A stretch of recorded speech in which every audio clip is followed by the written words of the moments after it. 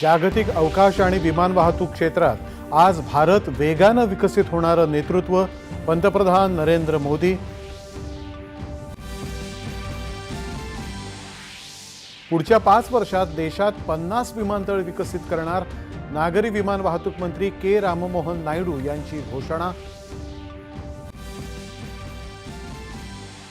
पंतप्रधान नरेंद्र मोदी आणि भारताच्या दौऱ्यावर आलेले पॅराग्वेचे राष्ट्राध्यक्ष सॅन्टियागो पेना पलासियोस यांच्यात नवी दिल्लीत महत्त्वपूर्ण द्विपक्षीय चर्चा. डिजिटल तंत्रज्ञान, कृषी, संरक्षण, रेल्वे, अवकाश तंत्रज्ञान आदी क्षेत्रांमध्ये सहकार्य वाढवण्याच्या संधींचा भारत आणि पॅराग्वेने घेतला आढावा.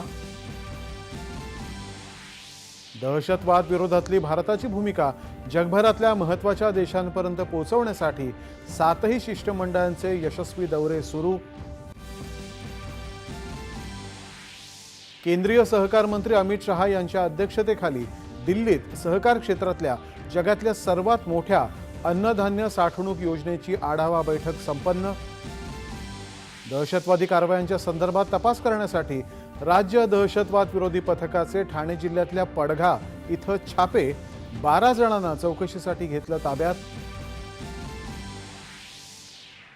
हेरगिरी प्रकरणी दहशतवाद विरोधी पथकानं अटक केलेल्या रवींद्र वर्माला 5 जूनपर्यंत पोलीस कोठडी.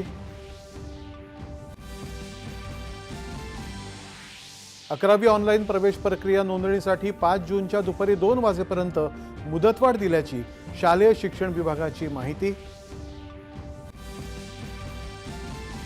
आणि आयसीसी महिला विश्वचषक क्रिकेट स्पर्धेचे वेळापत्रक जाहीर. 30 सप्टेंबर ते 2 नोव्हेंबरपर्यंत रंगणार स्पर्धा.